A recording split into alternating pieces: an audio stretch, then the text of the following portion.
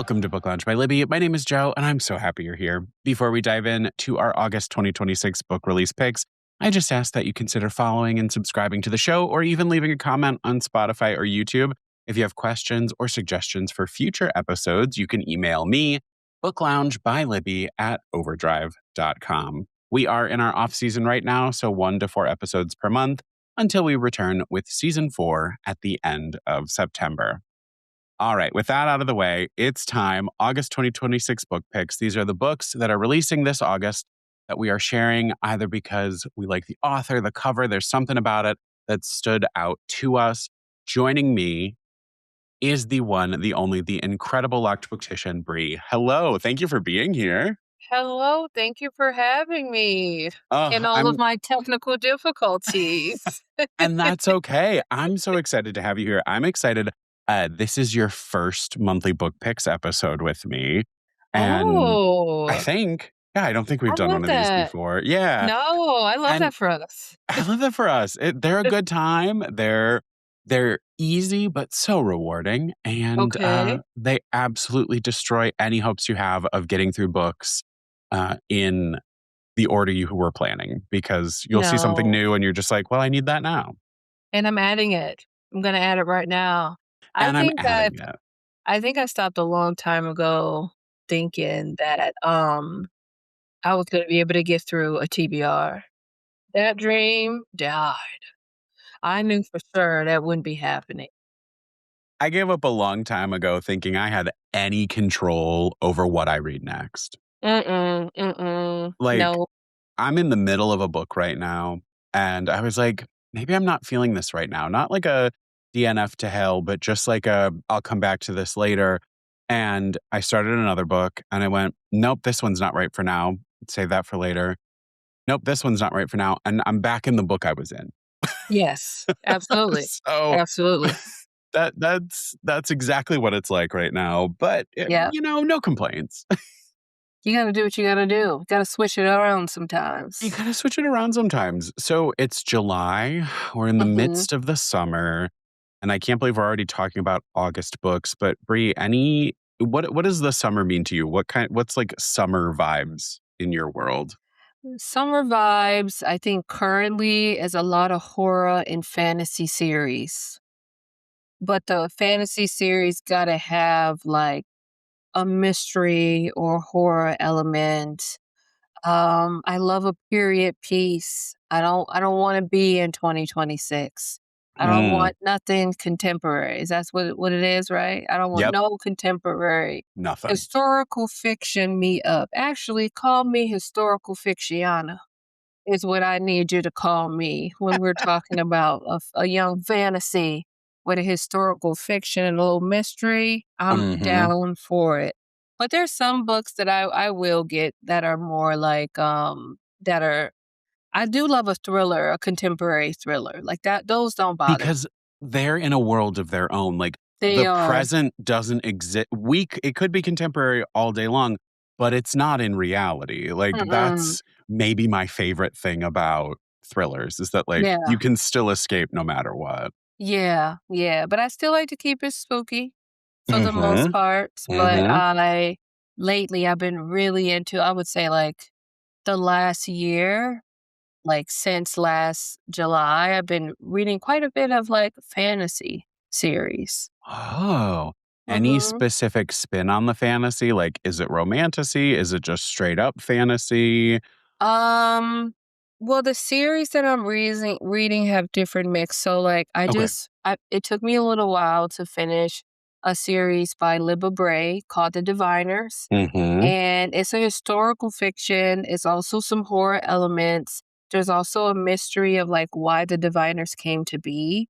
Mhm. So, but it's also set in like 1920 New York, where a Oh, yeah. lot of political things were happening at the time. A lot of hate groups were really starting off. And it just was Mhm. a really interesting story to tell. And I really enjoyed that series. I thought I was going to hate the main character. Her name is Evie throughout the entire series, but then I was like, okay, she's growing up. She had a lot of maturing to do.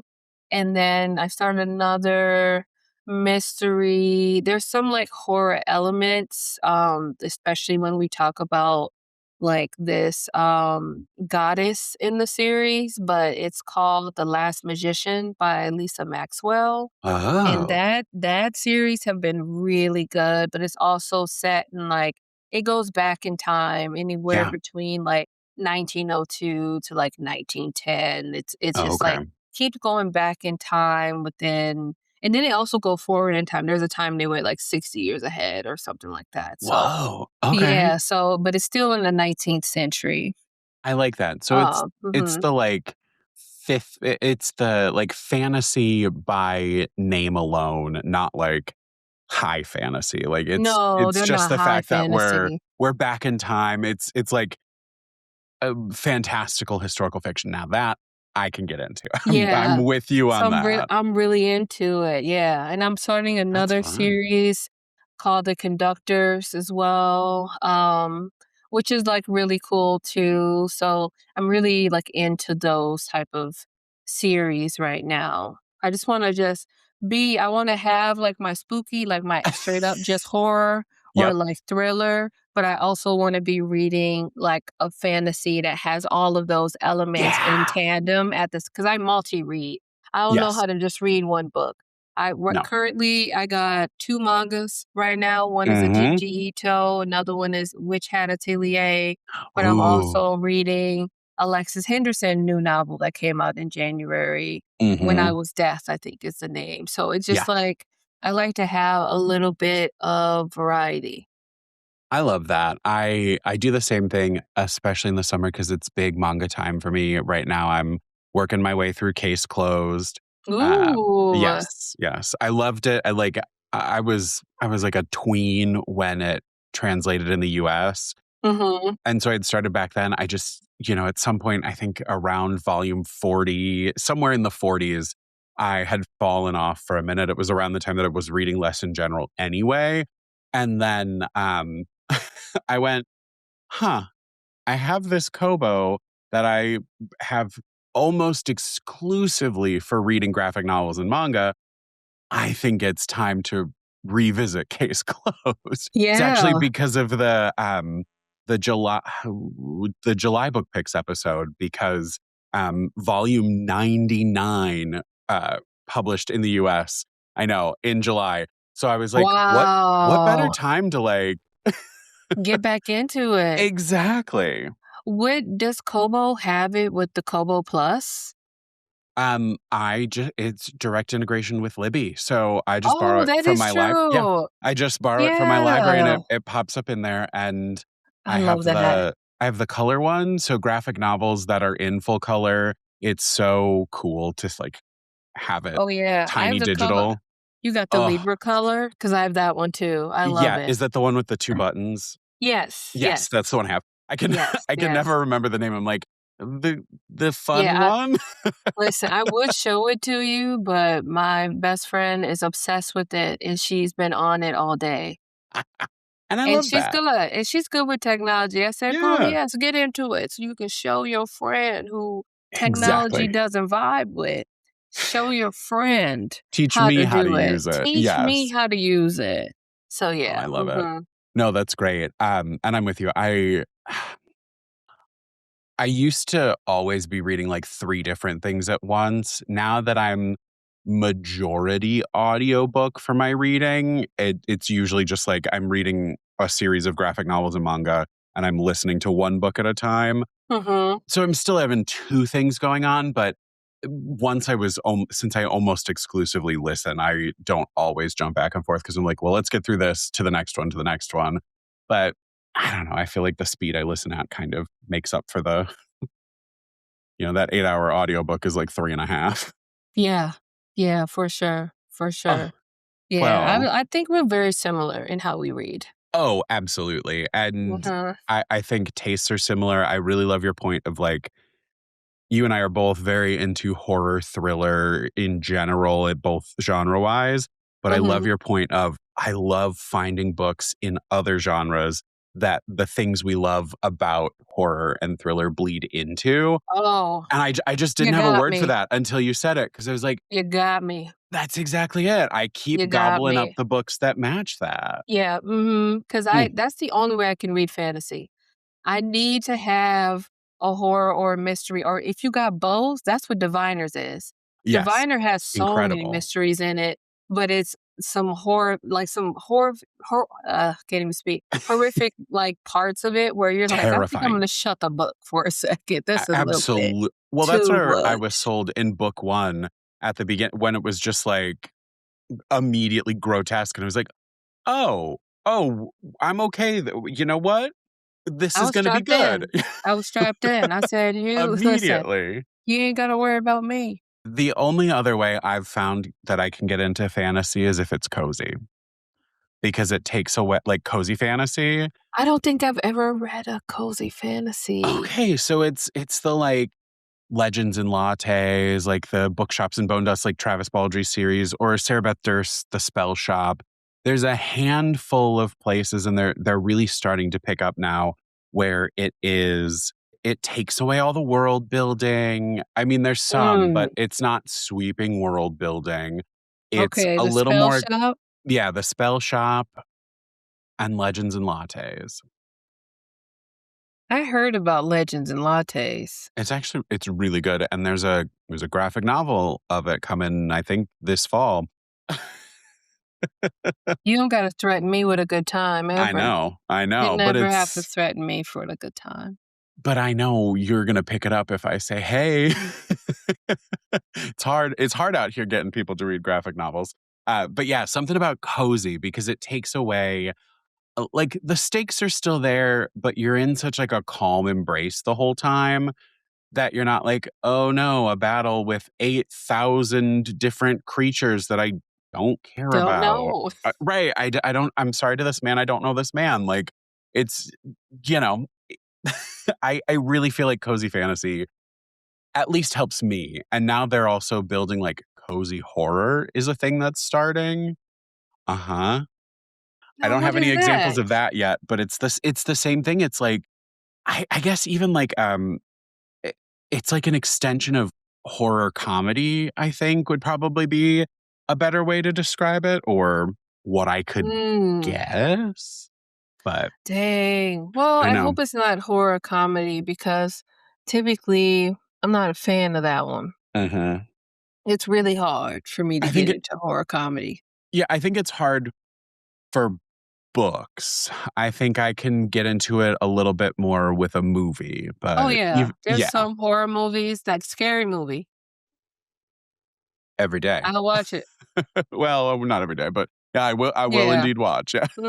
So I'm like, I'll watch it. I'll see what's up. Yeah, Okay. Okay. I get but that. I get that. alright. I guess I should drag us into our book picks. Uh Dragging us in. Dragging us in. And if you know me, my first pick might not be a surprise. Uh, it's from Alex Astor. It will be out August 18th. This is Barbie Dreamscape. So, Brie, I collect Barbies. Uh-huh. I started in the pandemic. We need to meet in real life. Please I'm tired of come on this. over, come visit. You keep acting like you don't want to be my friend. I keep inviting you in. I'm ready. Be my I friend. I need to start looking at flights once I recover from the surgery because what do Absolutely. you that is a dream of mine. I used Mhm. to collect Barbies when I was like 8 years old. And then I also had Barbie collection magazines. I'm not kidding. With like Oh, yeah. it would have the stories of the Barbies Yep. from like the early like 1950s all the Love way it. down. Like I was so serious about Yeah. collecting Barbies and not to be a sad one. And then Hurricane Katrina happened. Oh, There's that nothing is you do so about it. sad. Right? But I have 3 Barbies I've collected. I've been to, like, what is it called? Like, thrift store? Like, not thrift stores, like, Oh, antique rummage malls. sales. Oh, rummage Rummage sales, sale. You get sure. a good Barbie at a rummage sale. Let me tell Yeah, you you right here. can. Yeah, you Those white can. folks, they kids left. They don't care about the Barbies They no said, more. "Get them out of the house." Out of the house. Mhm. I love it. Oh, sorry, but go Oh, ahead. Go no, no, ahead. no, I'm you're good. excited. No, so in the pandemic, I was like, "Oh, I wanna buy a Barbie," and I bought one, and it was like a Halloween, she's dressed as a witch, the dress has flames on the bottom, so it looks like she's being burned at the stake, like, incredible. Yes. And Yes. since we were being smart and distanced and all of that, as things started to get a little safer, my best friend Megan and I started to go to antique shows that were all held outside. So giant open air spaces, beautiful summer days, masks on. Yes. It was the Mhm. perfect condition. And then I just kept finding more Barbie things. And now, I guess 6 years deep, um, I have a room of my house that is Barbies. And you ain't gonna get no judgment from me. And you know what? It brings me joy. So I mean, And as it there's should. and I've moved away, I've got like got a lot of cases and trunks and houses because I love a garage sale hunt. I think my mother still has me beat on best priced find because a a dream house with all of the furniture and accoutrement that came with it for $50, and Shut up. the house alone on eBay is 300. Um, $50? uh-huh. You know what? Bless that woman. Bless her. She said, "Is it Bless ridiculous her. if I pick that up?" And I said, "No, mom, why not? Let's do it." And yeah, and she brings it over, and I started to like look it up, and I went, "Mom, you don't know what you found." You never know. But yeah, so I did that, and and now I try to only pick dolls that I go like, "Ooh, that one's so cool, so weird, whatever." And now I've been more obsessed with the accessories, the Oh, weird yeah. things like, Oh, yeah. the Avon soap container and the, Yes. and, like, a Absolutely. paper tablecloth from the '70s. So, it's Listen, yeah. I'll never forget it. Early 2000s. Yeah. They released a Barbie and it was Tyra Banks. On the back of her was a click and it was a dog attached to it. If I ever see that dog, I'm getting it. I'm telling you, It's a different that kinda dog on-site. was everything for me. It can't Yeah. because it comes with a little leash and the dog and like a play little house thing to it. Oh, I'm not saying you got to be on the lookout, but you keep your head Brie, on a swivel. I'm on Oh the my lookout. god. I loved it. There was also a Yeah. Britney Spears doll that came out in the early 2000s, and it had, like, "Slave for You," her single at the time, and it had, like, the CD. It was a CD in that thing with the song. I said, "Oh Uh-huh. my god. This is what happiness looks like."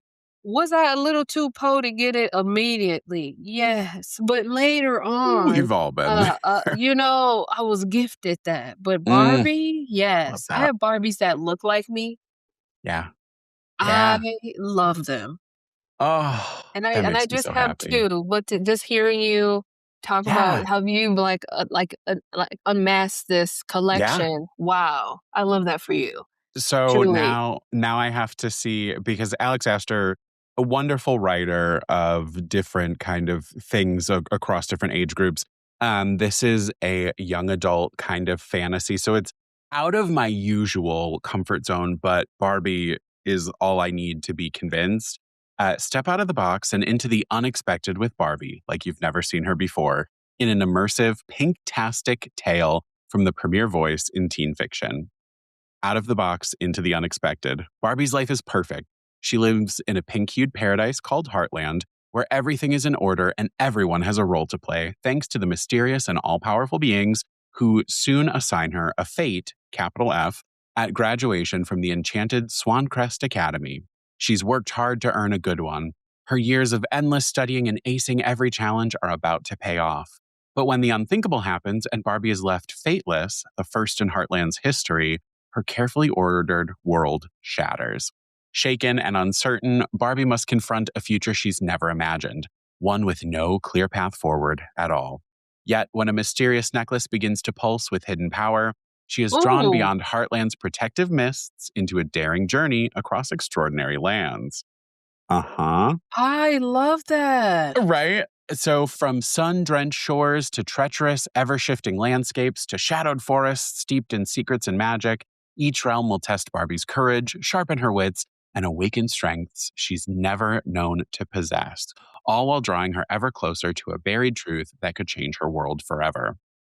So it's a richly Wow. imagined coming of age tale from the premier voice in teen fiction. It's a story about defying expectations, rewriting the rules, and discovering that the greatest possibilities lie in stepping out of the box and into the unexpected. Uh, so Hmm. again, that is Barbie Dreamscape by Alex Astor, out August 18th. I mean, That's a win. fantasy may not be entirely our bag, but I know I can get into that. Like, For I sure. I need to know who's narrating the audiobook, and Exactly. I'm gonna be so real, I need to see what my special edition options are. Like, You because gotta know yourself. you know there's gotta be just some, like, too good, too camp, too perfect version of it that I'm going to have to spend some dollars on. Listen, I am not big in fantasy, but I do love and Mhm. adore an author by the name of N.K. Jemisin. Yes, yes. And when this special edition came out, Ooh, yeah. I had to, I mean, if you can just pull one out, sorry, pull one Yeah. out, I mean, Stunnerella. Like Stunnerella for this is, real. look at that, That's so like gorgeous.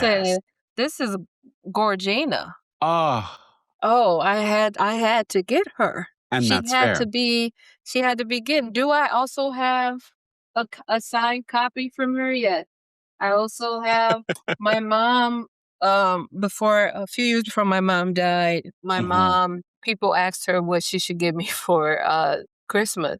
And she was like, I'm just gonna give her a book. And they thought that was weird. I said, wow, that's so kind that you're giving me books. So she went into the store and she told the people what I like, and they recommend that she gives me a book. She didn't know at the time it was my favorite fantasy book. And it was Wow. 5th season, so I still have that copy that my mom Oh, got to me. So, yeah. So, but yeah, it's that's beautiful. love it Yeah. down. See, we all find things that, like, defy our usuals. Mhm. Mhm. Do you wanna give us your first book? Yes. So, this author came by me, I was on it's when I used to have, like, Kindle Unlimited. This was years ago. But when I had Kindle Unlimited, I was like looking online, trying to find just like quick thrillers to get through. And I've Mhm. said this before on my channel as well, but I really love the way white women write thrillers. I think that they write them so well. I Yeah. have I have a whole video I plan on doing talking about how different cultures write and how depending on what I'm looking for, I'll go to a specific culture and read from what they're writing, especially in the Yeah. world of like spooky thrillers, horror, mysteries, cozies, things like that. So I think white women they really know how to write a thriller. Mm. Other people know how to write a thriller too. I'm not saying like no one else, but I really love the way white women write thrillers. And I was on KU looking around and I saw that there was an author named Brianna Lambuski. She wrote a series called Dr. Gretchen White. And Dr. Gretchen White is a series, I think it's 4 books, and it follows a woman who is a psychologist and criminologist. And it piqued my interest because I do have a similar degree, master's. So I Mhm. was like, I wonder what this is about. And anytime she comes out with a book, I put it on my TBR shelf because I want to read it. And I really enjoy her writing and how she tells a story. So on August 4th, she has a book, a new series coming out called The Olive Hunt Book, and the name of the book is called Clean Slate. So Clean Slate by Brianna Lambuski. It starts off like this: Death pays well for Olive Hunt, a crime scene cleaner who channels her childhood traumas into erasing the suffering of others. After nearly 10 years, she's seen it all. Nothing rattles her anymore. Until now. 2 back-to-back suicides, a seedy motel, an upscale Atlanta hotel, no connection, except that Olive discovers the same strange item at each scene. Then a third body drops. Olive knows what the police refuse to. These aren't suicides, they're Mhm. murders, and they are staged to perfection. Then the roses arrive, a vase of blood-written blossoms on her doorstep, an anonymous thank you written to her as well. Wow. She found him, a serial killer who's been leaving breadcrumbs only she can see, a killer who's been cleaning up his work, knowing she'll clean up after him, a killer who wants her to follow him. And follow she must, no matter how terrifying the trail becomes. Okay, that's bonkers. Yeah, Like, yeah, yeah, yeah. okay, She, I see why you'd keep Brianna, going. Yeah. yeah, I'd be like, Brianna, get Are to you it, girl. okay? Yeah. Are you all right? Get him, girl. Are you okay? But you know So what, I really like it. Bree, you have said it before, and I know you are correct. White women really did it when they said, I'm going to write a thriller. They they are going to take us through it. You get me? We are gonna go through it. When they Mm. put that pen to paper. Okay? So I love it. I love it. I'm I'm excited. here for it. That'll Soon be as I fun. saw that she had a new series coming out, I said, "Oh, well, there goes my winter." So yeah, I'm excited to read this one. Oh, I will be having that for sure. Mhm. And if you're a person who follow Goodreads, there is a giveaway for this book Ooh, for the okay, next well, 28 days. give it a shot. Mhm. Um, my next pick, if I could interest you in a graphic novel, this is Queens of the Crypt, Volume 1 by Dom and Ink. This will be out August 25th, so a little bit of a wait until you can have it, but it's listed as E.M. Carroll meets Buffy the Vampire Slayer with a dash of the Rocky Horror Picture Show in this debut young adult graphic novel that is a celebration of horror, queerness, and figuring out who you want to be. No surprise from that alone why it's on my list. But there is a crypt that sits in the darkness, a crypt that exists across multiple realms, that houses your worst fears, and it's coming to Widow's Creek. When 17-year-old Barnaby Jones comes out to their parents as non binary, they expect that to be the toughest part of their day. But it turns out the toughest part might actually be when their best friend Fee is kidnapped by a faceless killer who's been abducting teens all across the small town of Widow's Creek. Ooh. Or is it when Barnaby unwittingly summons the undead and fabulous queens of the crypt through a portal in their bedroom closet? Either way, the queens, the Phantom, the Countess, Lady Invisible, the Creature, and the Boogie Woman are here to help. As the horrors creep closer, can Barnaby work together with the Scream Queens to save Widow's Creek from destruction and unmask the faceless Frightener? So that is Queens of the Crypt, Volume 1 by Dominic. And that, again, is out August 25th. I had I to will be adding it. I had to think of what the 8 was. It's like, Listen, my brain. I will be adding it. Right. It will And be added. it looks gorgeous. The art looks really beautiful. I'm excited to check it out. Like, I don't know. So for because I've seen some of the comments. My boyfriend and I did indeed finish Buffy the Vampire Slayer. It was my first time seeing it. I had never watched it before. What? I know. I know. Okay, I gotta And you get know off I'm of a this call right now. and you know I'm a charmed girly. And I don't know Oh. why watching it at the same time I had never watched Buffy. Oh, I Um never watched it at the same time. I watched it as an adult. I'll be Okay, yeah. honest. So this was my Yeah, first time seeing it. It was incredible. I have notes, but that's like a different podcast entirely. Um, exactly. but it was incredible. And then we took a break from like because we were going to go into Angel, and then we were both like, not yet. So No, we then rewatched all of Avatar and all of Korra, and then we watched Firefly because again, I had never seen Firefly. I'm just like updating the audience. Beautiful show. I get, I get it. I get why people were upset. Can't wait to watch Serenity. That's like next on our list. But now we're watching Angel. So so there is very much a part of my brain that wants more Buffy content and Buffy universe. Yeah. And I keep looking at this lot on eBay that has like all of the Buffy comics in it because I really want to read them. But also, do I need to own like 200 issues across various comics? And do I want to spend the money? But so I think this one's really gonna scratch an itch, and I'm Mm. so primed for anything that is like a Buffy comp. Wow. I Yeah. like Buffy a lot. I do Yeah. think that she was doing a lot of stuff that a underage girl. Hmm. You know, Yeah, I'm I not gonna had say I had Joyce a was the best mom. yeah, no, she wasn't the best. But I Mm, haven't finished it because it was just like it got too whiny for me. I could And see then that. I was like, I gotta take a little break. But I did want to come back to it. Angel, I think Angel is what I was watching while Charm was on, I think. Okay. I Yeah, think I was watching a few episodes. I wasn't there's like some following along. overlap. Yeah. Yeah, I was following along Yeah. somewhat, but not really. Because Buffy started in 96, and I think Charm started in 97 or 98, Mhm. and Angel's not until like 2003. So, like, Yeah. right at the tail end, it's like right at the tail end of both, kind of. So, Yeah. yeah, Mhm. weird times, but Weird time. Weird time. They were doing it. yeah.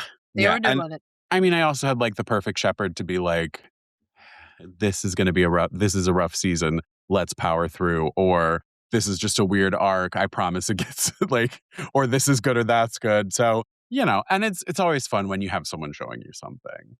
Mhm. But there's my updates. Thank y'all for those of you who were excited about me watching Buffy. Um, uh, Happy to say I have new references instead of Twilight for vampires. You will have a lot. You will have a lot. Oh, yeah. Oof. Oh, yeah. For sure. I'm excited about your next pick, though, Bree, because I love when that author's name pops up anywhere. You got me. You Mm-hmm. got me. Mm-hmm. Okay. Fantastic thriller writer. You know, I did say earlier, I love it when white women, but black women do it well too. And I love that Tiffany D. Jackson, the next pick I'm going to talk about, is really like dabbing in her middle grade bag. I read her first middle grade and it was set in Martha's Vineyard. I'm forgetting the name of the book. And I was like, "Ooh, this is good," but I was ready for her to write more. You know how you're like, more come out, like the better this is gonna be, is how I felt. So I am excited about Tiffany D. Jackson book that comes out on August 4th. All of mine are in like order from like early August all the way back down. And you're smart for that. Um, yeah, I, I don't I, know I, why I I did it get that to, way. I get to this point and I go, I probably should have put them in date order.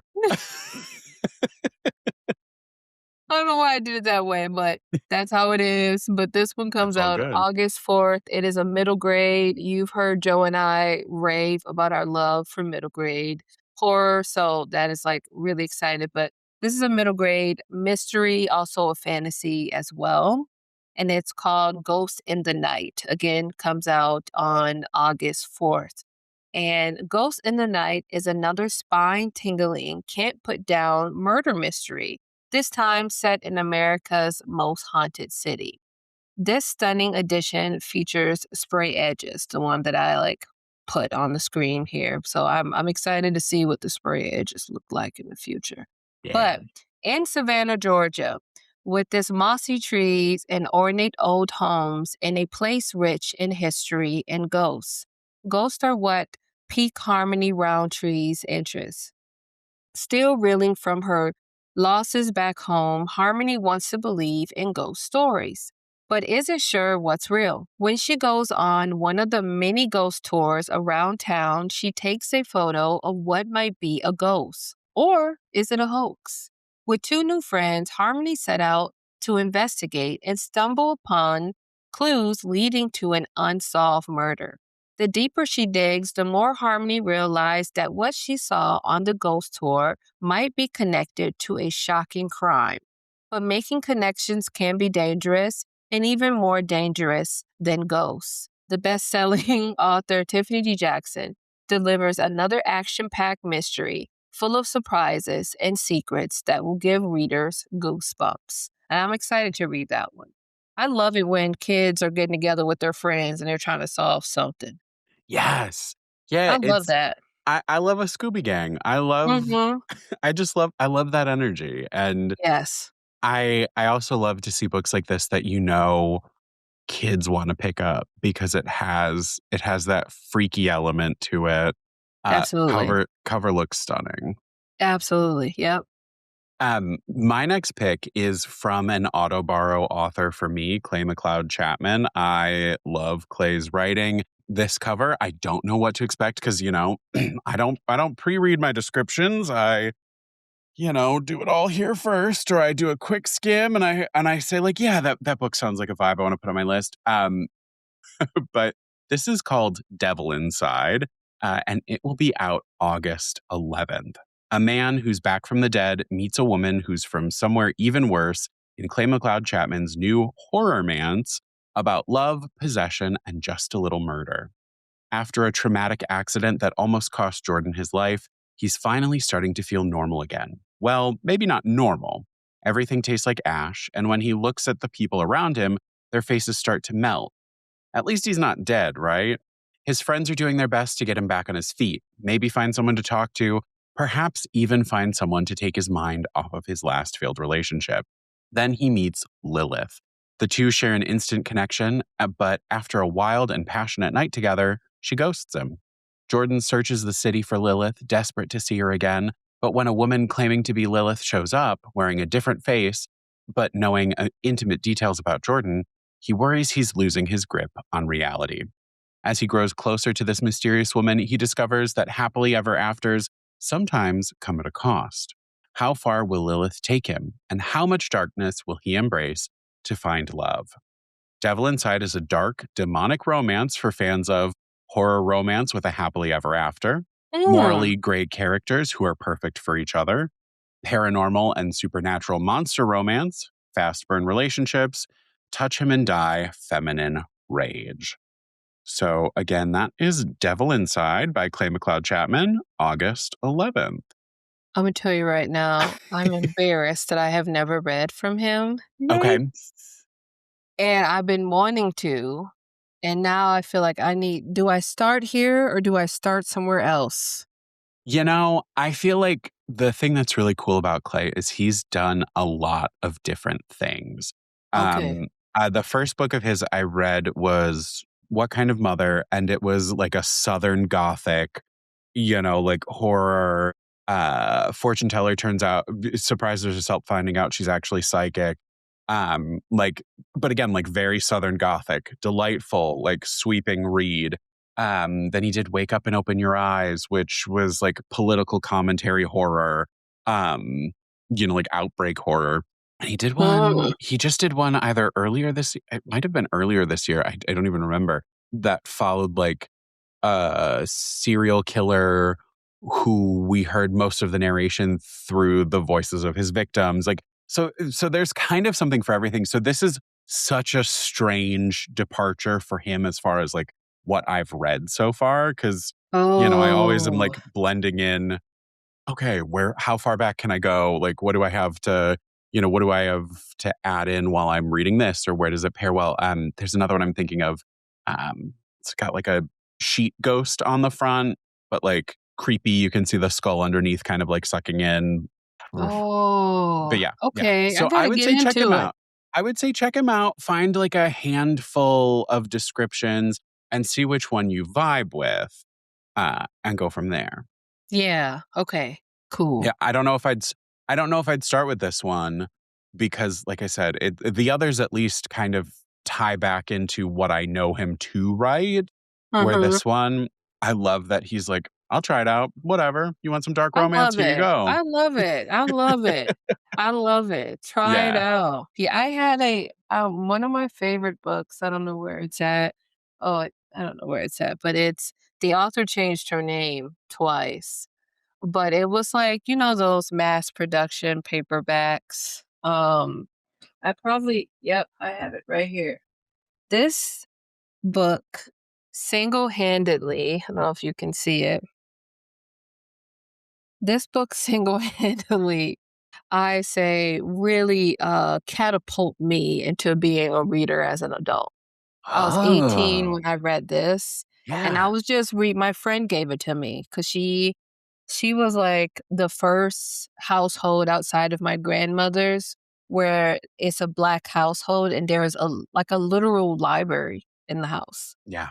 So that was my first time seeing it, and I've been like, "Oh my god," and I was like and then she had a library, like, part of her bedroom, and I was like, "Oh my god," and she was like, "I think you should read this book," and then it really it's every woman's dream and nightmare. Like, it's a paranormal dark romance about this woman who, sorry, I'm giving book rep, but it's about this woman who, realized that she thought she was just, like, Yeah. kind of like a psychic, but she Mhm. realized she really had that ability, and she, like, came from a very, like, impoverished white community, and, like, this, shining armor of a man came in and was like, "I got this money, and I love you deeply," and then he turned to be the worst human known to man, and there's, like, a thing where she, like, thought she was being gaslight, she thought she was losing her mind because she would drink this tea at night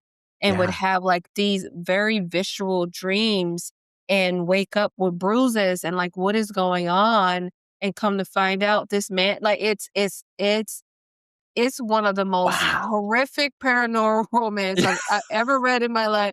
And I literally sat on the couch. I remember like it was yesterday and I was like, oh my God. And then what and what and what? And I literally finished it in a few hours. What? I was done. I was like, give me more. So yeah, this book is the oldest book I have on my shelf of what I've read because it tore me up. So that's what it sounds like of what you talking about with this author.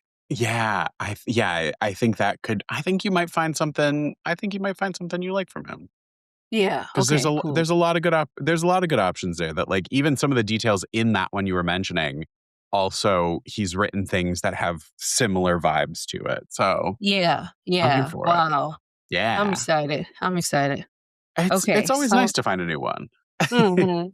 Yeah. Sorry for derailing us Oh, no, please. talking I'll about that always book. I'll always take bonus book rec.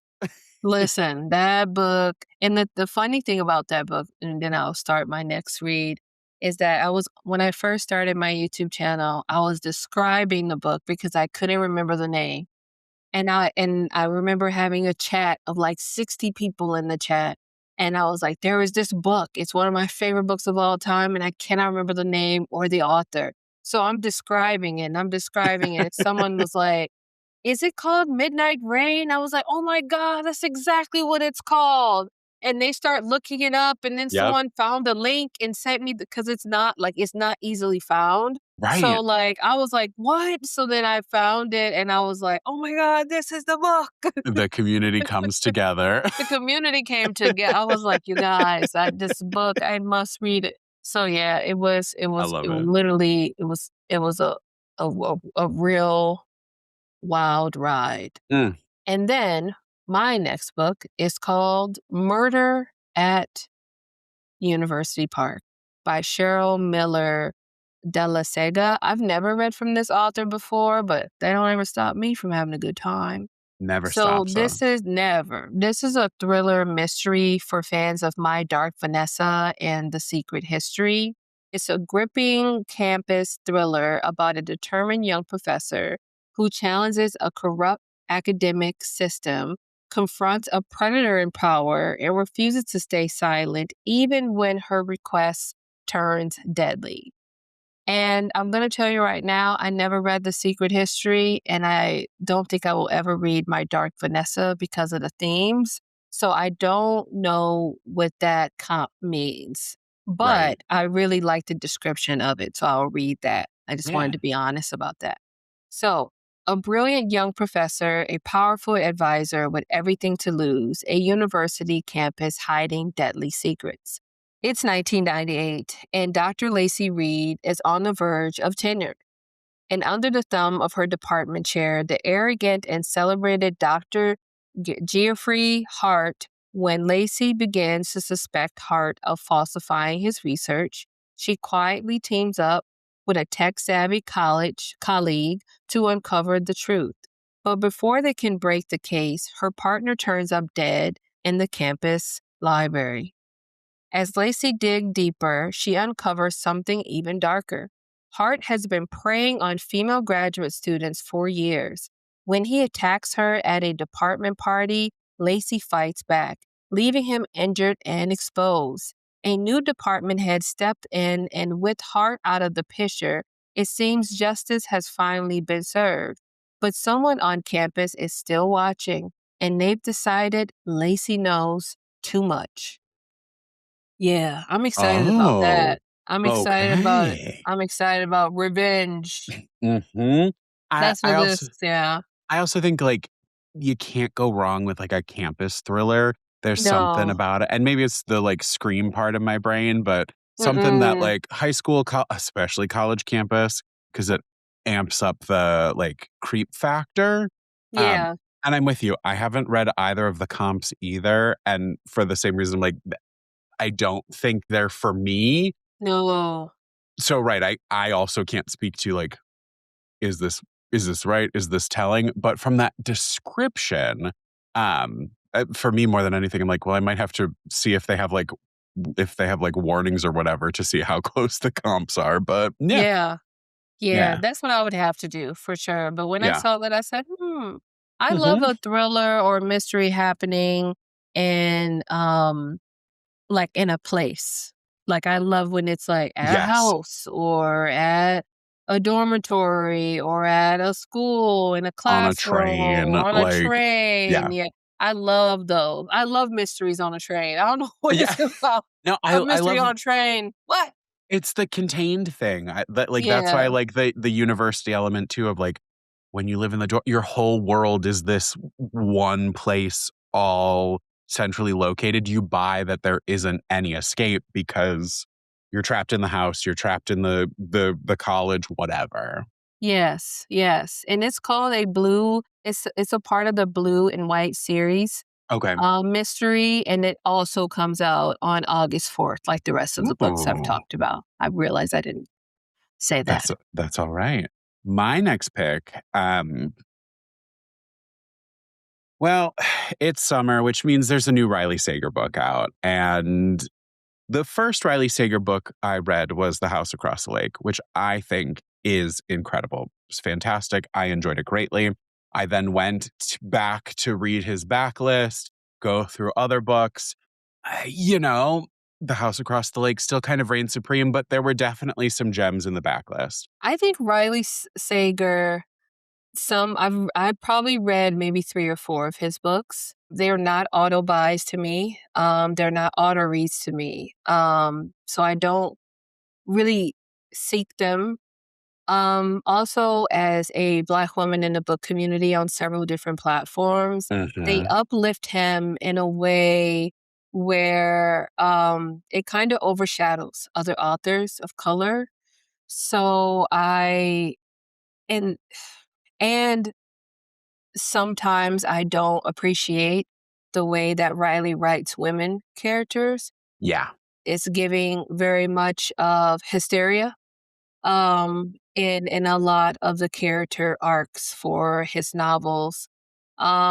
But there has been a few books, and I'm really blanking on the names, and I feel bad. I'm sorry to this man, like Kiki Palmer. I'm sorry to this man. But there are some books where I'm like, oh, I really like that part of the book. Like he had a Hmm. book, something about a door being locked, and Yeah, there was lock every like a door. lock every door. There was an element about the door that I really appreciated. Yeah. There was my favorite of his was when oh my god, I can't remember what it was, but there was an element of a grandma being a villain. Oh, yes. Yeah, it's And I the one in the '80s. yeah, like and Is I it the only love one left? That I think it's the only one that's left because yeah, yeah, I can't remember. that's the comp on The Unknown, this book. Anyway. Yeah, yeah. So like that one I really love because really if you give me I love reading characters where they are grandma and grandpa stage only because I feel like aging is beautiful, and I get that a lot of people wanna have young characters, but just because a mug is older don't mean that they don't have, the mental capacity or the physical, agility Yes. to also be a villain or also be an amateur sleuth or also Hmm. fall in love or also be queer or also, Yeah. or also, or also. So when Yeah. there's a character who is older, I'm like, "What?" I'm like, "In I'm it." I with don't you. care if it's a Yep. side character, main character, whatever, put her in there. I want to Put 'em in there. celebrate that. I Absolutely. wanna see it. I'm so with you with the like the crop up of 50, 60, 70, 80 year olds that's happening, especially in like mystery thrillers. And Oh, it's not loving just it. our like, here's your pseudo Jessica Fletcher. Like they are Mm, all different, unique, and the layers are there. yeah, yeah. Uh, That's why I love Jalaluddin. it. I'm trying to think of the Detective Auntie series. Like incredible. Like Yes. the second one came out. I think it's Moonlight Murder.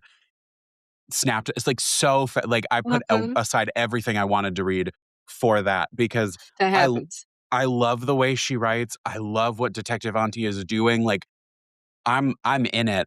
But also I want to thank you because that perspective of like you are in the book community, you are on it, and to be like, oh right, his books get uplifted because He's for a white man. exactly, exactly, he's a white man, and I think it's also the like I was at a talk once where one of the people when it got to Q&A point, and one of the people in the audience was like, "Didn't know you were a dude." That's how she started her question was like, "Didn't know you were a dude." Anyway, I'm like, Same. I didn't know and that either until I right, Googled it. I said, right, right, and right, exactly. And so I think it's the like it's also a bit of the passages like, "Oh, is this one of our favorite white women writing thrillers?" And it's exactly. not, and that really changes the context. Yeah, yeah. Yeah. Not all of us can be Karen Slaughter Not all of us can be Karen Slaughter, and I because think that that's lady important. will listen. Yeah. Karen, if you're watching or listening, Hey, Karen. know that I love you. Come on the pod. I love you. I listen. I just Mhm. want to have tea. Okay. My mother was a chef. I just want you to Yeah. know from New Orleans. I will cook for you, ma'am. We can sit here and have a conversation. I love her.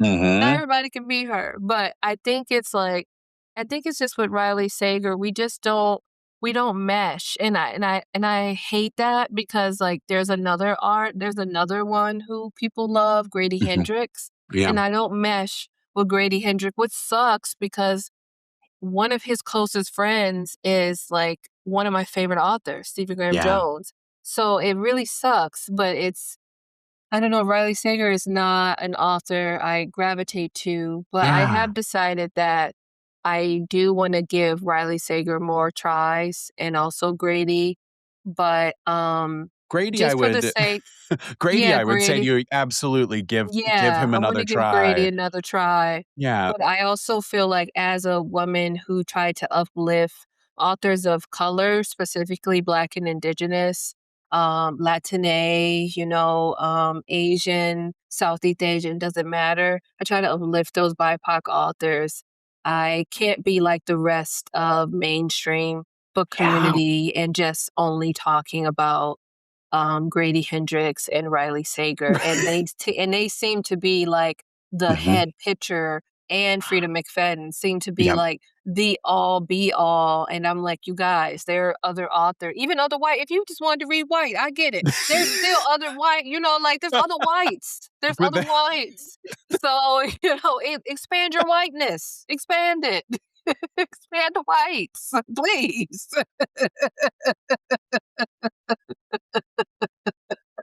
you took me out with that one. There are other whites. There are other Ooh, whites, I'm there are telling other you. whites. There's Um, other whites. I'm with you. I know we've talked about this, but like I'm big about like there's a lot of places online you can go to for books, so I try to be mindful of what I bring forward. And like Mhm. right, there's a thousand people who are going to talk about this book, and so I always try to mix it up a little bit.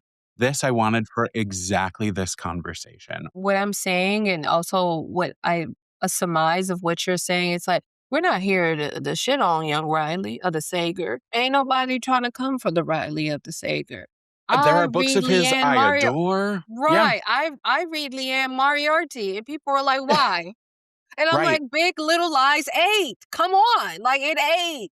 And they're like, "Well, the house across the lake did." And I said, "Baby, I couldn't get past 30%, I DNF'd it."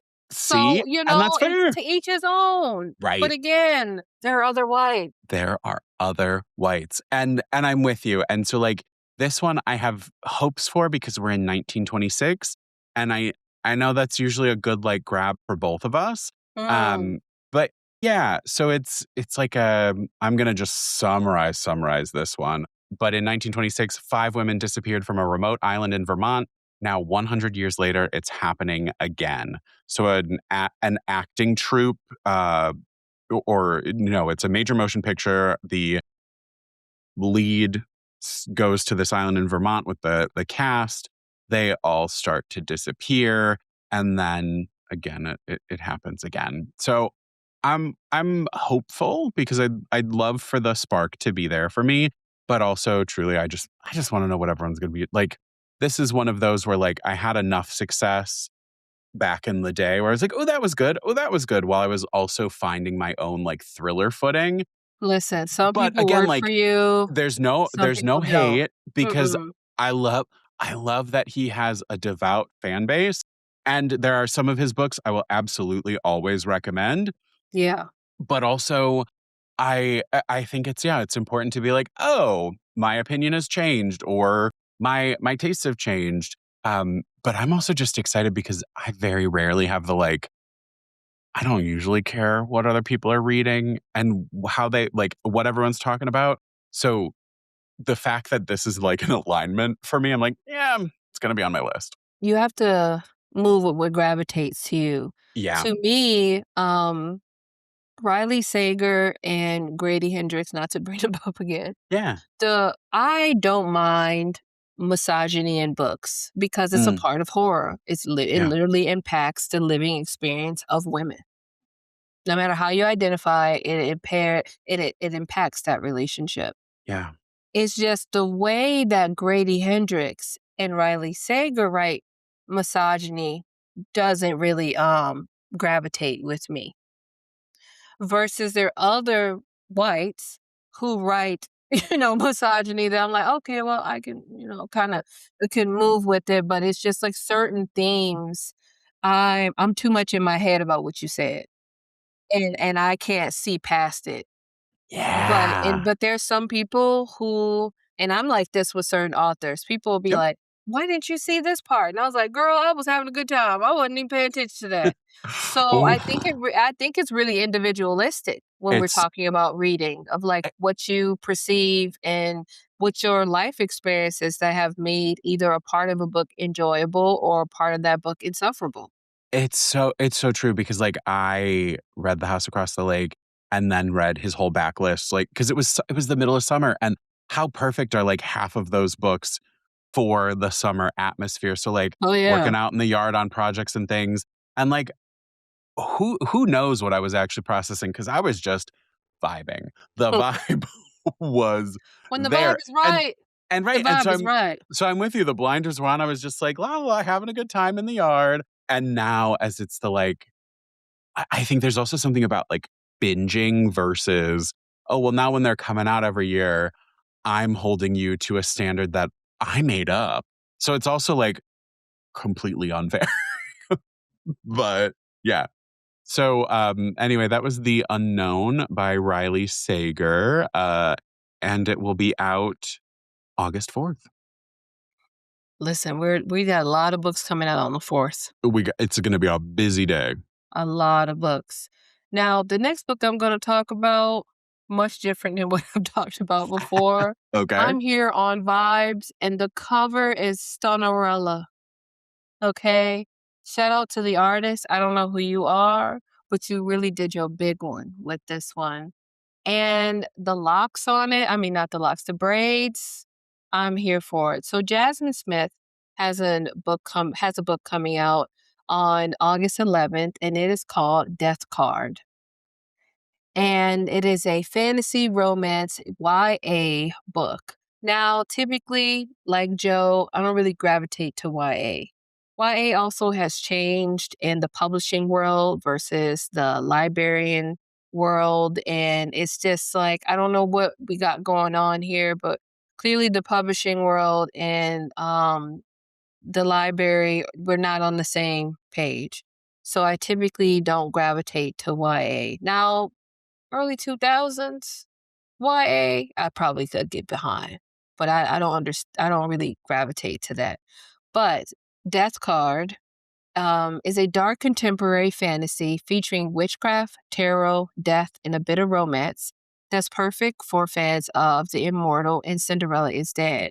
Now, if you don't know nothing about me, you know that I love Kaylin Barron, and she wrote Cinderella is Dead, and that was my first book by her, and I really loved it. It was also, I think, one of the first ever sapphic books I read as well.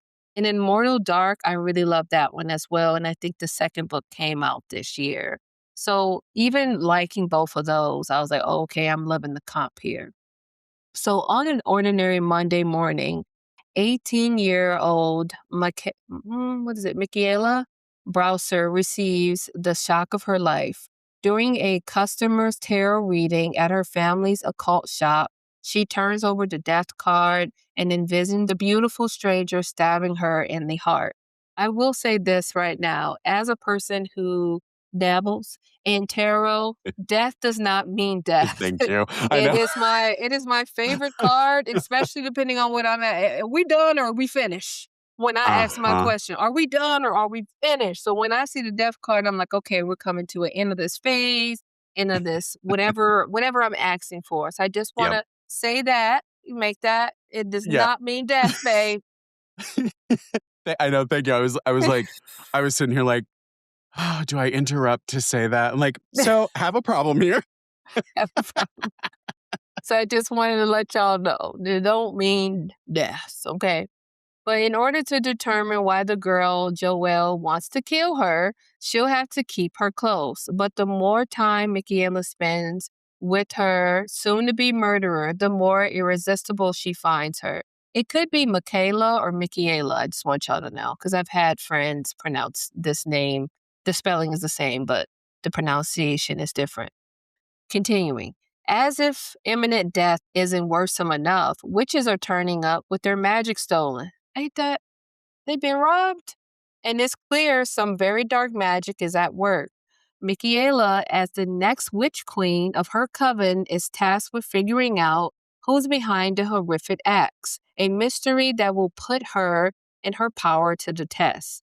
Death Card is a dark, pacey, and romantic fantasy about one's wish journey to find the strength to fight for herself, her future, and her beloved community.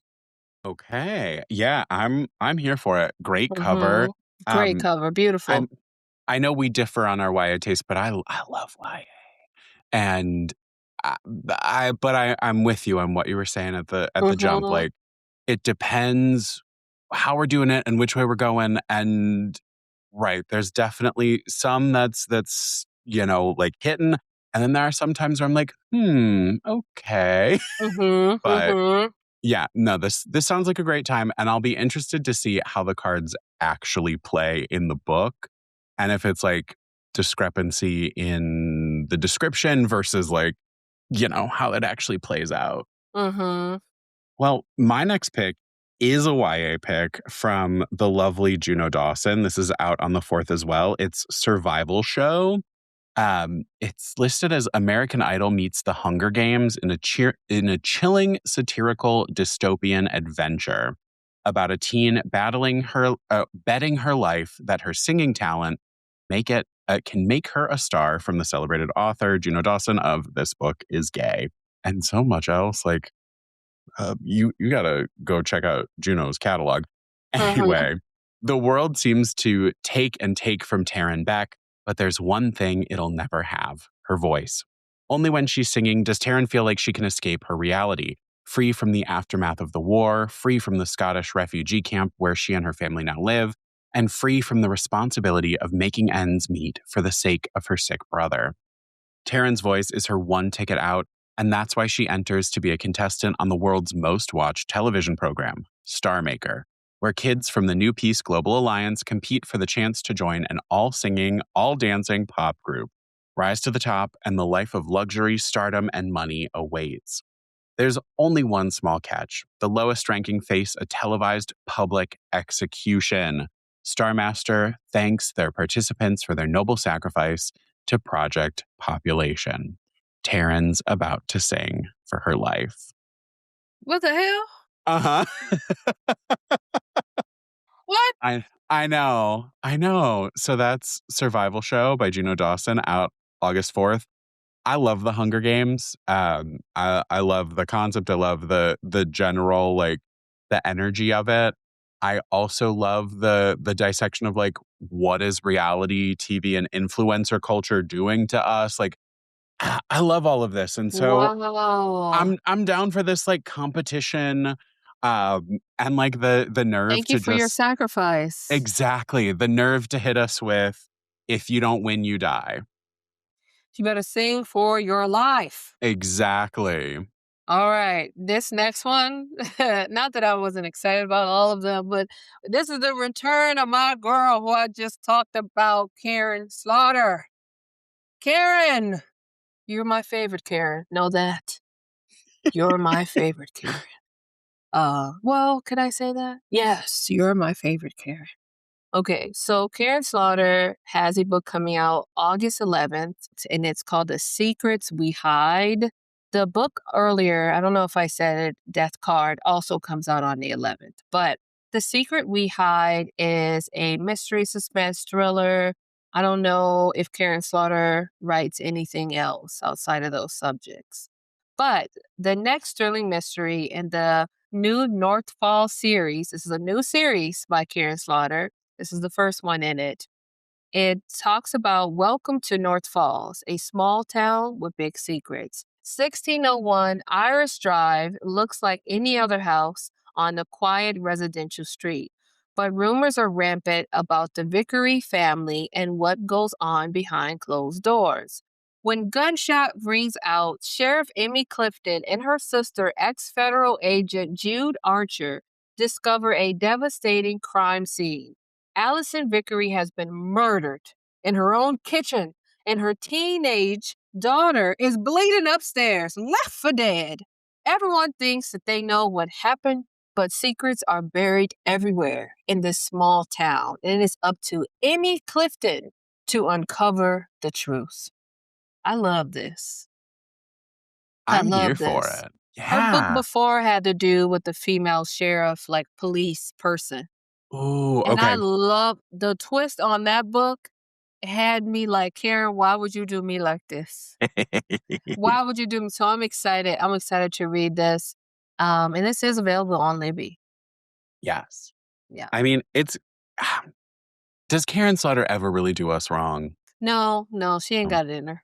I mean, she might hit us with the, like, "Why did you do that to me?" But she doesn't do us wrong. She doesn't, you know. No. I read Pretty Girls in Lviv, Ukraine for the first time. My first book by her. While I was in this kind of ranky Airbnb hostel situation. Mhm. And I was just by myself. I was like, I don't want to be in the city I was in. So I went to the most nearby city, which is Lviv, Ukraine. Very beautiful place. And I remember being in the place by myself. And it's like 7 like beds on one side and 7 beds on the other. And it's just me. But there was one that was covered, and I didn't know if there was a person there or not. So I was just reading the book, and I was just like, "Okay, Bree, get through it." And out of nowhere, I go, "Oh my God, you got to be fucking kidding me!" To a scene, and then the cover rips open, and then my friend go, "Bree, what you doing here?" I said, "Girl, we ain't playing this. What you doing here?" So it scared the shit out of me, I will say, Oh, but you, yeah, like, she set had up to me. terrify I yourself. was like, I didn't know what it was gonna be. I was like, You "Oh, it'll know, be a little bit of." the white No, women, they'll get you. hers is thriller near horror, though, I'm not gonna lie. Hers is thriller near horror. She didn't I tell people that. I feel like we were talking about her at work recently, and someone said, like, I want to meet her just so I can ask her what's wrong with her. What's wrong with you? What's going on in the cabeza? What is happening upstairs? Uh, well, I have look, the cover got me. And again, like to me, my summer picks always tend to skew the like middle grade YA route. It's another YA. Um, this is My Killer Family Reunion. This is by Dinesh Thiru. Apologies on pronunciations as always. Doing my best, y'all. But this will be out August 11th. The comp is Knives Out meets Never Have I Ever. I'm down. In this hilarious and twisty young adult mystery comedy about an Indian American teen whose family reunion at a lavish manor falls into chaos after her grandma is attacked. Nothing brings family together like attempted murder. There are three things Jay Shri Devi can count on happening at her annual family reunion. 1. Her cousins will forget she exists. 2. Her aunts will try to set her up. And 3. Her uncles will get into a fight. What she doesn't expect, an accident that lands her grandmother in a coma, throwing the family and their matriarch's sizable fortune into chaos. When Jay discovers grandmom's accident might not have been so accidental after all, she'll have to dig through decades of secrets to find the truth. With the help of her annoyingly perky cousins and one of their annoyingly hot friends, Jay finds herself knee-deep in a mystery that's even more tangled than her family tree. But the closer Jay gets to answers, the closer she gets to finding her place amongst the relatives who once felt so distant. With grandmom's life and fortune hanging in the balance, can Jay save her family and maybe hook up with a hottie while she's at it? So that is My Killer Family Reunion by Dinesh Thiru, out August 11th. I had to do a little my brain. I had to scan ahead a little when I saw parentheses and surprisingly hot. I was like, "We're at a family reunion, what?" And It's then getting thankfully I saw insatiable. friend. No, I'm just I was kidding. like, Yeah. right. I was like, okay, cousins, friends. Whew. It's like this was not what I expected this to go to. That's What? funny. But yeah, I'm always down for like I love the family dynamic in thrillers. I'm Mhm. thinking of the Shari LaPena, uh or there's Ooh. another great one of like She's a good one. they're all trapped in the house during a storm. I'll have to look it up, but yeah, I love that kind of like when you're trapped and all the suspects are like family and family friends. So Mhm. yeah. Yeah, if you need Trap in the House Through the Storm, Mhm. it's a book I already talked about, but it's called You Should Have Been Nicer to My Mom by Vincent Torrado. That's the setting. Ooh. They're trapped up in Okay. like a mansion kind of home. Yeah. Yeah, Okay, I'm mhm. down for that. Yeah, for sure, for sure. Okay, so my next book also comes out on August 11th. This is a horror, and this is by an author that in my mind, I have nothing to prove what I'm about to say, nothing. But in my mind, this author is for me. Have I read from this author? No. Have I literally taken loans from Libby to read the author? Yes. Did I get to their book? No, but I feel like it's time for me and this author to be well acquainted. In my Mhm. mind, we're linked, we're locked in. I This don't is know the why, one. It's your but in my time. mind, we are together. And that is Yes. Jennifer McMahon? McMahon? McMahon? It's Best McMahon? guess. Yeah. Jennifer M. Hey, Shout out to Jennifer. Jennifer M. How's it What's going going? on? How's it going, Jennifer M? Has a new book called Stay Buried. Some towns stay isolated for a few reasons. It's in 2 time zones. I just want you to know because that's already, that's our jam. We're messing with time. Sign us up. Sign us up. So there's one time zone in 1919. Another one is in 2016. So in 1919, Frankie O'Massey has always been the black sheep of isolated Boone's Ferry, Vermont. Her uncle, Dr. Thomas Endicott, has been training her in the science of medicine, something that townspeople are wary of. When a mysterious illness strikes the town and the community suspects supernatural forces, the two desperately search for a logical explanation. Patient zero seems to be the town Knackerman, a recluse who's collect dead and dying farm animals to make use of their parts. In 2016, siblings Ashley and Malcolm lost their mother 2 years ago. When their grandmothers dies, they inherit a property in Boone's Ferry, a place they've heard of, but their grandmother has always refused to talk about, and embark on a trip to their ancestral home. The idyllic town is full of autumnal decor, picturesque farmland, and small-time charm. But some of the townspeople aren't very welcoming, and they have some unsettling traditions like leaving offering to a vengeful spirit 4 times a year. Uh-huh. Yeah. I shall be watching. I I shall be listening. I shall I be shall be. locked in and sat down for that. Call me Luckiana. I'm locked in.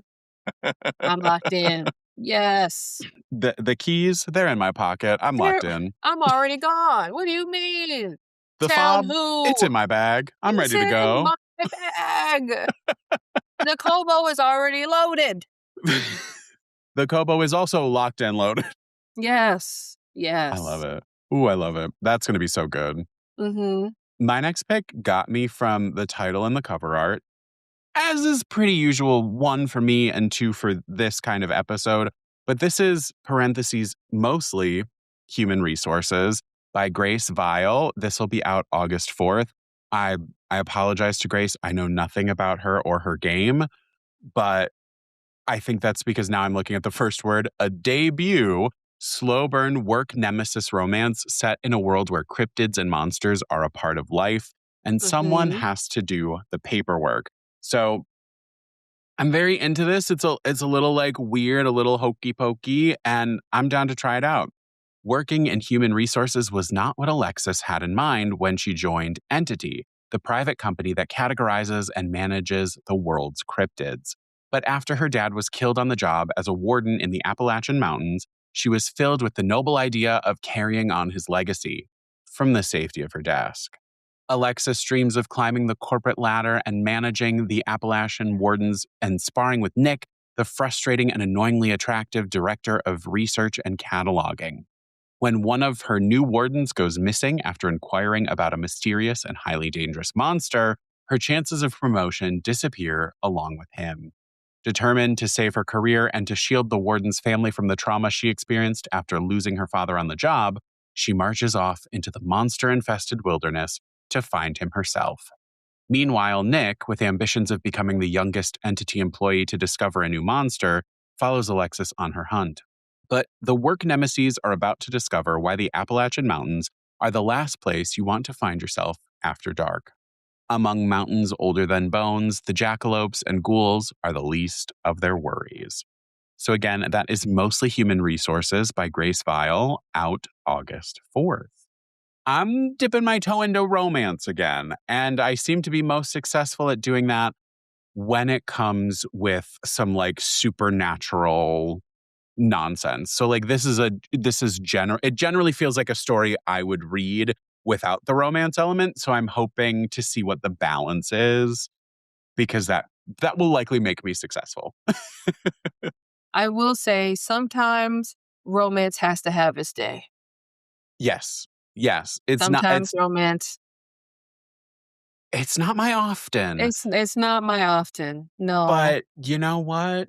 I'm enjoying a dabble. A Like dabble. That's all a I a want. a dash. I just need a dash of it. I I'm also just hoping that since it's listed as a slow burn, that like with all the other words in there, I feel like romance isn't really happening at all. yeah, So I don't know. I Anyway, agree. I yeah, agree. I a I dabble. just need a little bit. I don't need too much. Exactly. I don't need too much. Since we come from the world of like the final girl falls in love with like the detective trying to help her, that's about all the romance I need. That's really it. I'm talking Salt Bay action. Just a little bit. Just Not yeah, too as a much. just a little sprinkle as a treat. A sprinkle. And that's it. No more. The next book is a series I'm interested in, but it's the third book in the series. So I did this literally for me and for other people who probably didn't know that the third series coming out. Even though I love to read a series, sometimes I forget about the series. 2 years go by and I'm like, damn, they did 2 books. I could have been catching up. So that's what I'm doing is for you guys. I For the feel that. neurodivergents who ain't paying attention. Mm-hmm. So, Help us. right, Elena Urquhart has a series called Dr. Wynne Muller series. And when she came out with book 1, I was very interested, but I didn't get a chance to read it. So this is book 3. This is a thriller. Again, it's a part of the Dr. Wynne Muller series, and it comes out on August 10th. So 2 months after the life-altering events of the Butcher game, Wren is back in the place she knows best, the New Orleans morgue. Really, New Orleans is what set it up. Listeners and watchers, people who are watching and listeners. I am from New Orleans originally, so I like to read books that talk about New Orleans. They tend to be very white. They tend to be very white, but I still Yeah. wanna see what y'all talking about. So she buries herself in routine, surrounded by both familiar and new company. John LaRue and Maya Rodriguez, trying to convince herself that normalcy can be rebuilt. But in the weeks leading up to Halloween, shadows begin to move again and young girls vanish in both cities where Jeremy Rose once ran rampant. Hundreds of miles away, the pastor to a close knit congregation in Massachusetts, Philip Trudeau, is back behind the pulpit. But beneath his practiced composure lies something sinister, gruesome secrets, and a hunger that did not die when Jeremy was caged. With Jeremy behind bars and Philip suddenly nowhere to be found, Ren and LaRue must mobilize and this twisted triangle clashes at every turn.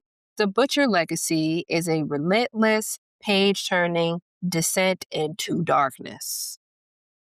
Yeah, Ooh. yeah. And Okay. when I was talking earlier about I love a time manipulation, I love when the settings are different too. Take me some places. Take me some places. I want to jump around in I want time. to I jump want to, around. like, Jump around in place. Jump around. Get up, jump, get jump. out, and jump around. They should really write a song about that. They really they really should. They really should. I think it's the, like, where there are two wolves inside me. One wants to be in an isolated claustrophobic space, and the other wants to be jumping all around. Wanna be wild. And you Wanna know be what? wild. Let him howl at the moon.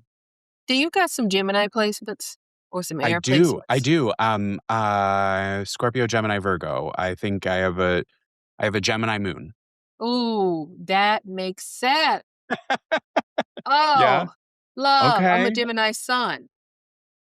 You know, that also makes sense. Leo rising, which also makes sense. Oh, yep. And a Yep. Cancer moon. Okay. Yeah. Gemini Mhm. moon, Scorpio sun, uh, Virgo rising. Yeah, So yeah. ordered. Ordered, ordered, Ordered. ordered. Yes, yes. I'm glad it makes sense. There's something really nice when someone says to you, like, that checks out. Yeah, That you just go like, I I feel felt seen. it. I Yeah. said we got similar air placements. And You and that got makes sense. bass, hobbies, you know? Exactly. The only thing you're not gonna find in like that top 3 is fire. I got each element ready to go, I think. And Yeah. you know what? That's fine by me. I don't You need the know? fire. I got enough of the crazy elsewhere. Listen, when I did like a birth chart the other day, because I always say, man, I have a lot of water in my chart. Mm. But Mhm. then it did like your percentage of like earth, wind, fire, water. And it was like 50 something water. And I said, yeah, Yeah. that makes sense. That makes sense for me. Hmm. That's when you go, that really checks. Yeah, yeah. Oops. Well, here we are. Yeah. Okay. Here we are. But Here we are. I don't know if my next pick will have anything to do with my sign, but it is Killing Sadie by Rachel Peterson. It's out on the 4th. And again, I love like YA thrillers in the summer. And this is listed as perfect for fans of How to Survive Your Murder and Dead Girls Can't Tell Secrets. This young adult thriller unspools the truth behind tragic murder through multiple unreliable narrators who all have secrets to keep. I also love an unreliable narrator, especially if we get a fleet of them. So here's what we do know. There was a party at Trevor's house last night, and things went horribly wrong. By the end of the night, there were 2 dead bodies in an upstairs bedroom, 17-year-old Sadie Cooper and her killer, Mason McDonald. The murder was heartbreakingly witnessed by Sadie's twin sister, Jane, and Sadie died in her arms. Mason was killed by Sadie's boyfriend, Ben, in an attempt to save Sadie. Aside from figuring out Mason's motive, it should be an open and shut case. But it's not. The story unfolds just after the murders, and Jane, Ben, and Sadie's best friend Liz are telling the cops what transpired at the party and the events leading up to it. But little details don't match, and those little details start to add up to a big discrepancies. But who's lying and why? The shocking truth is revealed in the third act when the POV shifts to the victim, Sadie herself, in the days leading up to the party. Witness exactly what happened and see if you can piece it all together, because poor Sadie totally missed what was right in front of her. So again, that's Killing Sadie by Rachel Peterson, out August 4th. Wow. I'm gonna have to add. I'm gonna write that one down. There's just something about that. Like, I love multiple POV. I also really like the, let's see it from the victim's eyes. And TikTok lately has been feeding me Pretty Little Liars content again. I'm not mad at it, but this also No. kind of gives me that, this to me is going to scratch a Pretty Little Liars itch. Yeah. I just want to watch the last season.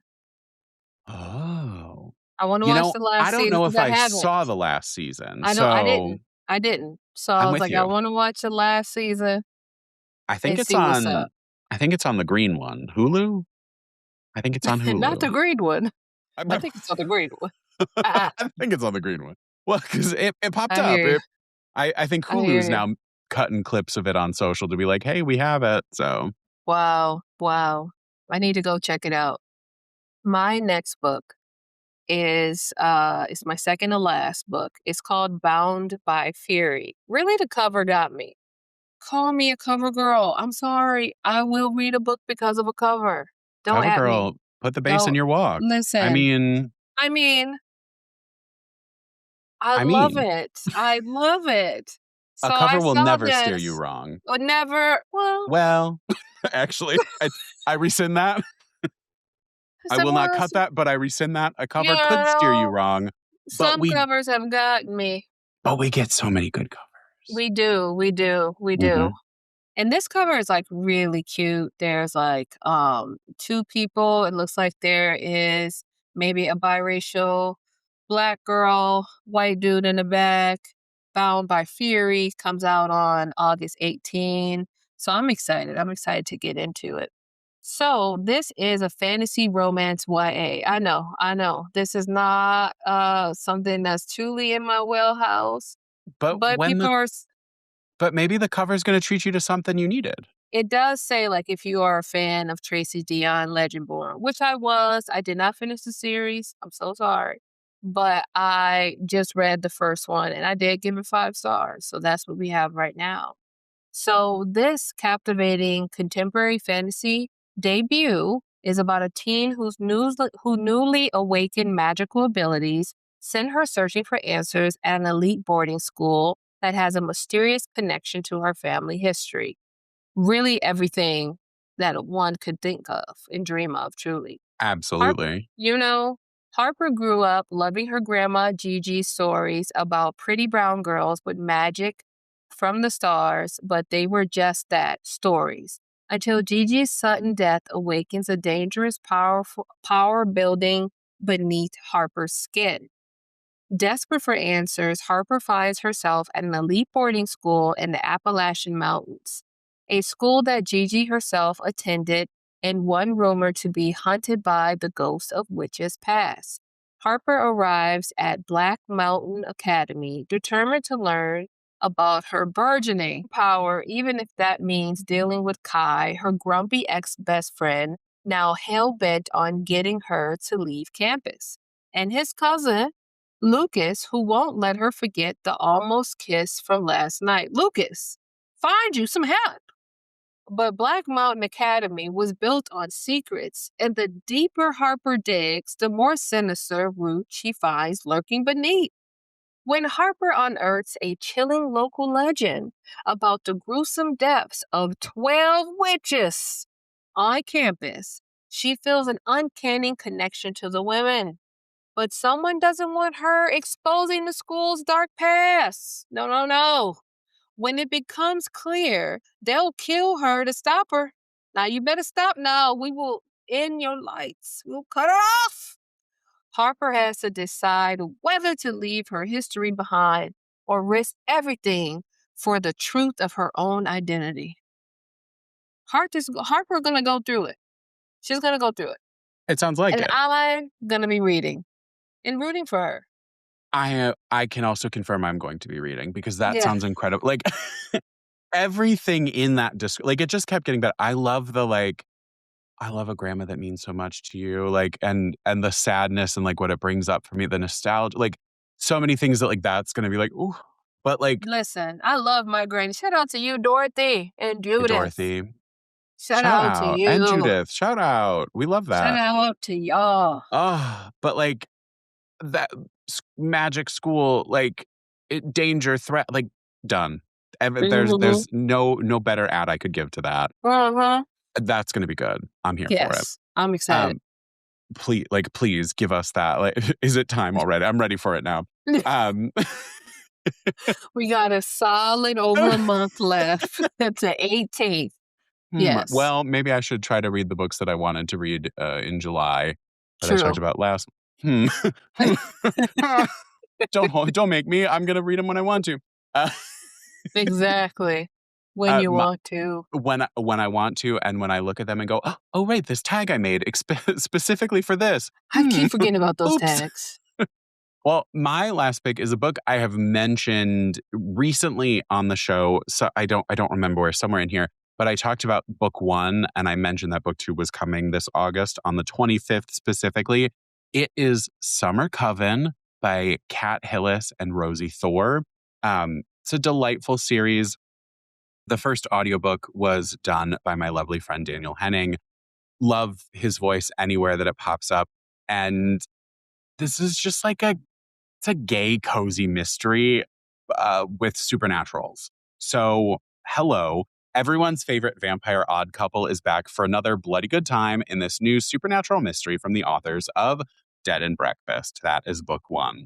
Arthur Miller, no relation to the playwright, and his beloved Salvatore Conte are settling into their paranormal lives in Trident Falls.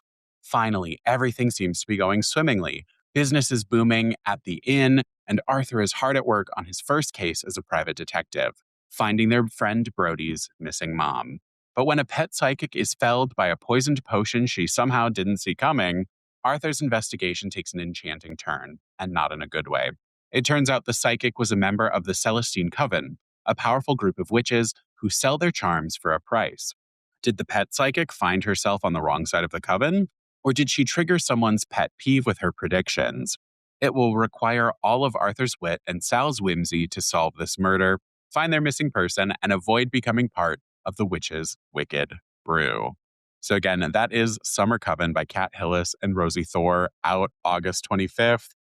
It's camp as all get out. Like, You what had me more at could you cozy, want? gay, mystery. You had me Thank at you. them Like, 3. That's it. like, That's like it. Locked in. what more do you need? And I'm sorry, I love queer cozy mysteries, and we don't have like they're coming out, and I love it every time I see a new one.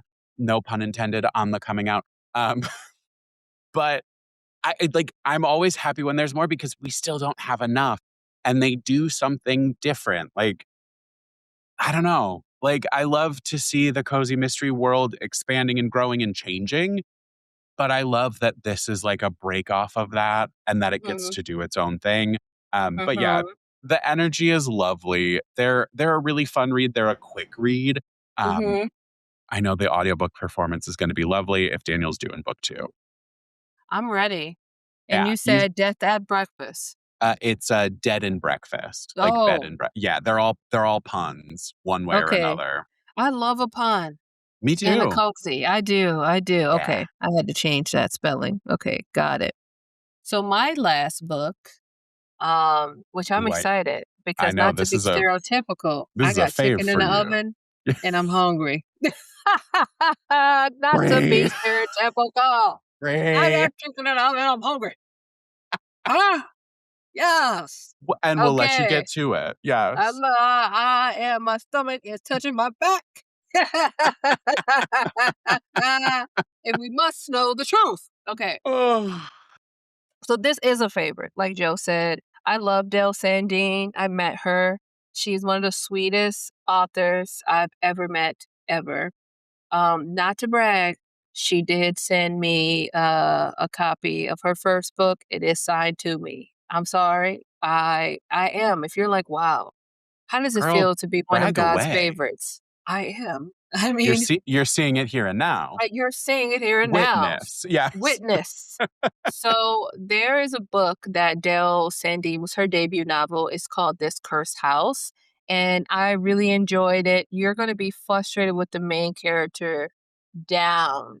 But to me, being frustrated with a main character doesn't mean that the book sucks or, that it's not worth reading. Sometimes I love to hate, okay? I love to hate what's happening.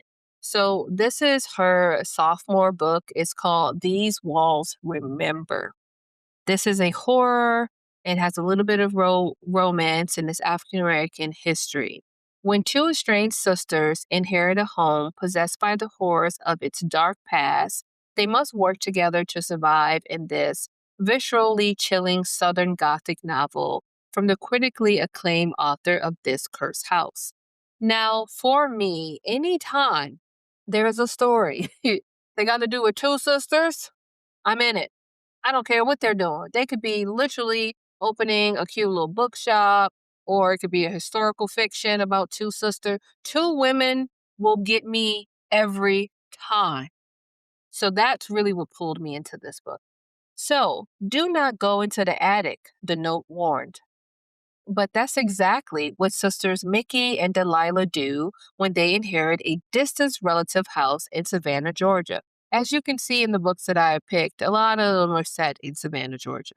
And, I love Savannah, Georgia. I've been there several times. My grandmother used to live there. I have family there. So It's I love beautiful. Savannah, Georgia. It's very beautiful. They intend to sell the property, divide the proceeds, and go their separate ways once and for all. But 724 Hartford Street has other plans. As the sisters learn about this house and its history, past wounds begin to fester and spill into the present.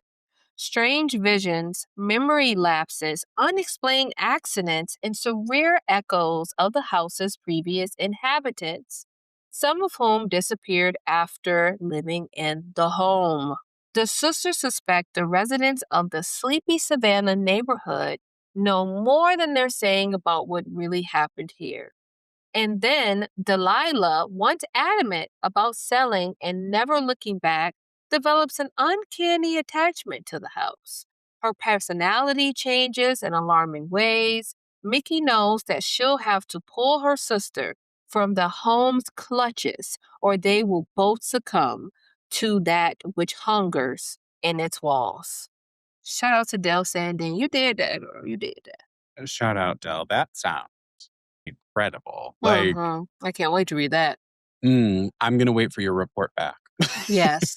I Can't wait want to read that. I want to hear your review of this Can't book. wait to read that.